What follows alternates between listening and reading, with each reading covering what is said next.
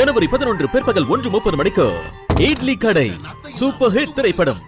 பக்தி வந்து நான்வெஜ்ஜை கட் பண்றதுல நிறைய பேருக்கு இங்க பிரச்சனை வருது. ஆமா, அது ஒரு பெரிய பிரச்சனை. அது புரட்டாசி மாசம்லாம் ரொம்ப பிரச்சனை. புரட்டாசி மாசம் ஒரு மாசம் ஃபுல்லா வீட்டில் சாப்பிட முடியாது, ஃபுல்லா வெளியில தான் போய் சாப்பிடணும். அமாவாசை அன்னைக்கு மார்னிங் சாப்பிடாதீங்க, மதியம் விரதம் விடணும் அப்படின்வாங்க, அப்பாக்காக இருக்கணும் அப்படின்வாங்க. பட் இப்போ அப்பா அதனால என்ன யோசிப்பார், நீ நல்லா சாப்பிட்டு நல்லா இருக்கணுன்றதானே யோசிப்பார். கடவுளும் என்ன யோசிப்பார், நீ நல்லா இருக்கணுன்றதானே யோசிப்பார். நீ சாப்பிட்டு நல்லா இருன்றதானே, நீங்க அதை தானே அங்கே போய் வேண்டுறீங்க. நீங்க சாப்பிட்டு நல்லா இருங்க, அதையும் சாப்பிடாம விரதம்ன்ற பேர்ல அதுதான் நான் என்ன சொல்ல வரேன், ஏன்னா மூட நம்பிக்கை இருக்கக்கூடாதுன்றேன் சார். அது வந்து அவருக்காக தான் நான் இருக்கேன். அது வந்து என்னோட ஒரு நம்பிக்கை. அவருக்கு வந்து பார்த்தீங்கன்னா, இப்போ ஊருக்கு எங்கேயோ வெளியில் போயிட்டு வந்தாங்கன்னா அந்த உடம்பு சரியாது, அது மாதிரி ரொம்ப அடிக்கடி ஆச்சு.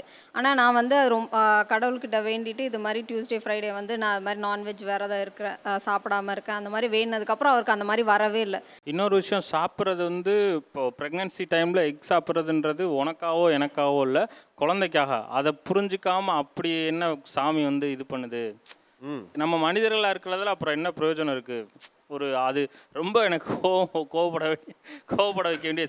நான் அவங்கள மட்டும் கேட்கல, எல்லாருமே கேட்குறேன். இல்லை, ப்ரெக்னன்சி டைமில் டாக்டர் சொன்னது கூட நீங்கள் ஃபாலோ இல்லை சார், எனக்கு ஒரு நம்பிக்கை.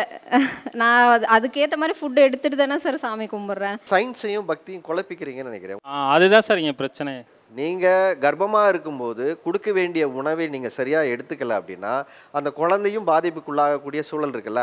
அப்போ அதில் கொண்டாந்து நீங்கள் ஒரு நம்பிக்கையை வைக்கும்போது உடல் ரீதியான பாதிப்பு உங்களுக்கு மட்டும் இல்லாமல் பிறக்க போகிற குழந்தைகளுக்கும் ஒரு இடத்துல அது வரும் தானே. வதந்தி ஜனவரி 14, 15, 16 தேதிகளில் பிற்பகல் 1:30 மணிக்கு நமது கலைஞர் தொலைக்காட்சியில்.